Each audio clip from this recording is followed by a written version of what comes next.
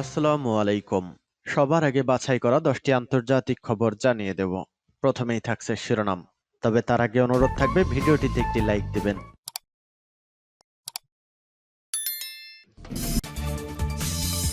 দখলদার ইসরায়েলি বাহিনী এবং ফিলিস্তিন পুরোদমে যুদ্ধ চলছে, জানিয়ে দেব হাতে থাকা সর্বশেষ আপডেট আন্তর্জাতিক সংবাদ। প্রথমেই সংবাদ শিরোনাম।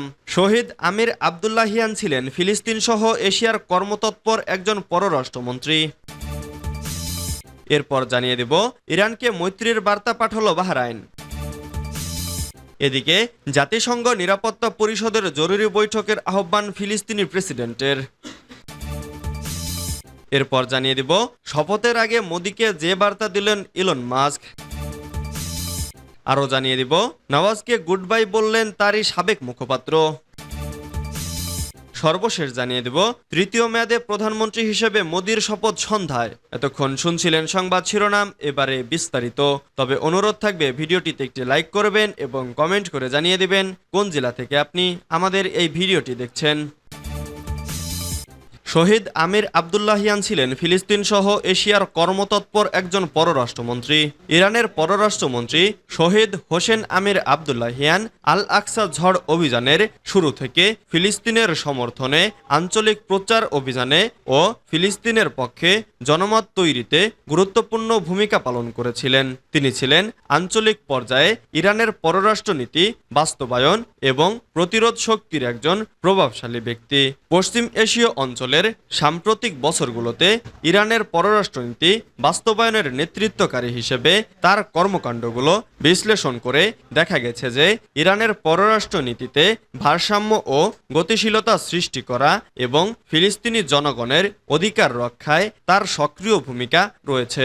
ইরানের পররাষ্ট্রনীতিতে ভারসাম্যের অর্থ হল পূর্ব ও পশ্চিমের দেশগুলোর সাথে সুসম্পর্ক বজায় রাখা এবং বিরাজমান ক্ষমতাকে কাজে লাগানো। একই সাথে পশ্চিম এশিয়ার মার্কিন যুক্তরাষ্ট্রের একতরফা নীতির মোকাবেলা করা। শহীদ আমির আবদুল্লাহিয়ান মার্কিন যুক্তরাষ্ট্রকে ইরান বিরোধী নিষেধাজ্ঞা প্রত্যাহার করতে বাধ্য করার জন্য ইরানের কার্যকর শক্তি বৃদ্ধিতে বিশ্বাস করতেন। তার মতে ইরানের উচিত পারমাণবিক কর্মসূচিকে এগিয়ে নিয়ে আলোচনার টেবিলে দর কষাকষিতে এটাকে কাজে লাগানো। ইরানকে মৈত্রীর বার্তা পাঠালো বাহরাইন।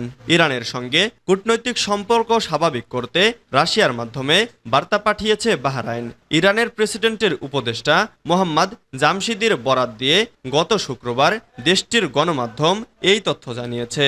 এর আগে দুই দেশের মধ্যে কয়েক বছরের উত্তেজনার পর ইরানের সঙ্গে সম্পর্ক পুনরুস্থাপনের বিষয়ে বাহরাইনের কর্মকর্তারা বিবৃতি প্রকাশ করেন। ইরানের গণমাধ্যমকে জামশিদি বলেন, ইরানের সঙ্গে সম্পর্ক স্বাভাবিক করতে রাশিয়ার মাধ্যমে বার্তা পাঠিয়েছে বাহরাইন। সৌদি আরব ও ইরানের মধ্যে উত্তেজনা বৃদ্ধির কারণে 2016 সালে তেহরানের সঙ্গে কূটনৈতিক সম্পর্ক ছিন্ন করে মানামা। এছাড়া 2021 সালে বাহরাইনে ছড়িয়ে পড়া সরকার বিরোধী বিক্ষোভে ইরান জড়িত ছিল বলে অভিযোগ করে মানামা। সূত্র আল জাজিরা। জাতিসংঘ নিরাপত্তা পরিষদের জরুরি বৈঠকের আহ্বান ফিলিস্তিনি প্রেসিডেন্টের।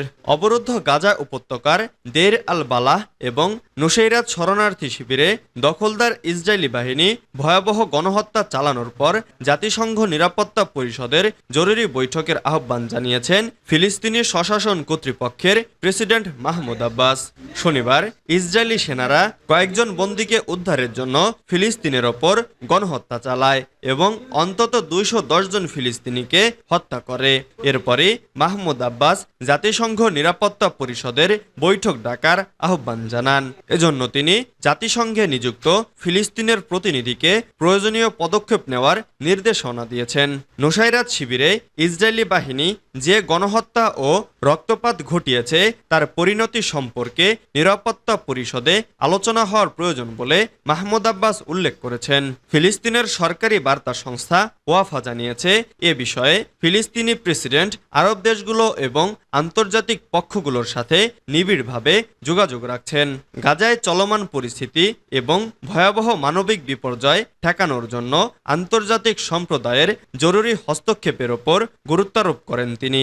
মাহমুদ আব্বাস বলেন, আন্তর্জাতিক সম্প্রদায়ের নীরবতা ও মার্কিন সমর্থনকে পুঁজি করে ইসরায়েল অব্যাহতভাবে আন্তর্জাতিক আইন লঙ্ঘন করছে এবং গাজায় অপরাধযজ্ঞ চালাচ্ছে। শপথের আগে মোদিকে যে বার্তা দিলেন ইলন মাস্ক, আজ আবারও প্রধানমন্ত্রী হিসেবে শপথ নিচ্ছেন নরেন্দ্র মোদি। টানা তৃতীয়বারের মতো দেশটির প্রধানমন্ত্রী হয়ে ইতিহাস গড়তে যাচ্ছেন তিনি। আর মোদির এই কীর্তিতে উচ্ছ্বাসিত মার্কিন শিল্পপতি ইলন মাস্ক। তিনি জানান, ভারতে বিনিয়োগের জন্য মুখিয়ে আছেন তিনি। শপথের আগে ইলন মাস্কের মতো ব্যক্তির কাছ থেকে এমন বার্তা নিঃসন্দেহে ভারতের অর্থনৈতিক মহলকে আরও বেশি চাঙ্গা করবে বলে মনে করা হচ্ছে। এক্স হ্যান্ডেলে মার্কিন ধনকুবের মাস্ক লিখেছেন, বিশ্বের সবচেয়ে বড় গণতান্ত্রিক দেশে আবার নির্বাচনে জয়ী হওয়ার জন্য নরেন্দ্র মোদীকে শুভেচ্ছা। আগামী দিনে আমার কোম্পানি ভারতে কাজ করতে মুখিয়ে আছে। মাস্ককে ধন্যবাদ জানিয়ে তার বার্তার প্রেক্ষিতে নরেন্দ্র মোদী লিখেছেন, আপনার শুভেচ্ছা বার্তা পেয়ে আপ্লুত। দক্ষ যুবশক্তি, সরকারের নীতি আর স্থায়ী গণতান্ত্রিক অঙ্গন বিনিয়োগের অনুকূল পরিবেশ দিতে তৈরি। নওয়াজকে গুড বাই বললেন তারই সাবেক মুখপাত্র। পাকিস্তানের সিন্ধ প্রদেশের সাবেক গভর্নর ও নওয়াজ শরীফের সাবেক মুখপাত্র মোহাম্মদ জুবায়ের পাকিস্তান মুসলিম লীগ ত্যাগ করেছেন। সেই সঙ্গে তিনি জানিয়েছেন, শিগগিরই তার রাজনৈতিক ভবিষ্যৎ রোডম্যাপ ঘোষণা করবেন। খবর শামা টিভির। সাংবাদিকদের তিনি বলেন, রাজনৈতিক ব্যক্তিরা চুপ করে থাকতে পারে না। মুসলিম লীগ নওয়াজের সঙ্গে যুক্ত একজন বিশিষ্ট রাজনৈতিক ব্যক্তিত্ব মোহাম্মদ জুবায়ের। বিভিন্ন সময়ে দলের অভ্যন্তরে এবং সরকারি প্রতিষ্ঠানে গুরুত্বপূর্ণ পদে অধিষ্ঠ ছিলেন তিনি। মোহাম্মদ জুবায়ের রাজনৈতিকভাবে সক্রিয় পরিবারে জন্মগ্রহণ করেছেন এবং বেড়ে উঠেছেন। তিনি পাকিস্তানে প্রাথমিক শিক্ষা লাভ করে বিদেশ থেকে উচ্চতর ডিগ্রি অর্জন করেছেন। জুবায়ের পাকিস্তানের অন্যতম প্রধান রাজনৈতিক দল PMLN-এ যোগদানের মাধ্যমে তার রাজনৈতিক যাত্রা শুরু হয়। তিনি ফেডারেল সরকার কর্তৃক নিযুক্ত পাকিস্তানের 4টি প্রদেশের মধ্যে একটি সিন্ধুয়ের গভর্নর হিসেবে দায়িত্ব পালন করেছেন। তার মেয়াদকালে বিভিন্ন উন্নয়নমূলক উদ্যোগ নেন তিনি। প্রদেশের আর্থসামাজিক দৃশ্যপট বৃদ্ধির দিকে মনোযোগ দেন। PMLN-এর মধ্যে মোহাম্মদ জুবায়ের দলের নীতি ও কৌশল নির্ধারণে গুরুত্বপূর্ণ ভূমিকা পালন করেছেন। তবে কেন হঠাৎ দল ত্যাগ করলেন তা এখনও জানা যায়নি। তৃতীয় মেয়াদে প্রধানমন্ত্রী হিসেবে মোদির শপথ সন্ধ্যায়। ভারতের প্রধানমন্ত্রী হিসাবে টানা তৃতীয় মেয়াদে শপথ নিতে যাচ্ছেন নরেন্দ্র মোদী। একই দিন শপথ নেবেন তার মন্ত্রিসভার সদস্যরাও। রোববার 9 জুন সন্ধ্যায় নয়াদিল্লির রাষ্ট্রপতি ভবনে আয়োজিত এক অনুষ্ঠানে তিনি শপথ নেবেন। এই শপথ গ্রহণ অনুষ্ঠানকে কেন্দ্র করে কার্যত সাজ রব দিল্লি জুড়ে। রাজধানীতে হাই অ্যালার্ট জারি করা হয়েছে। থাকছে 3 স্তরের নিরাপত্তা। নরেন্দ্র মোদীর শপথ অনুষ্ঠানে যোগ দিচ্ছেন বাংলাদেশের প্রধানমন্ত্রী শেখ হাসিনা সহ 7 দেশের রাষ্ট্রনেতারা। অন্যরা হলেন শ্রীলঙ্কার প্রেসিডেন্ট রনিল বিক্রমসিংঘে, মালদ্বীপের প্রেসিডেন্ট মোহাম্মদ মুইজ্জু, সিসিলিসের ভাইস প্রেসিডেন্ট আহমেদ আফিফ সহ আরও অনেকে।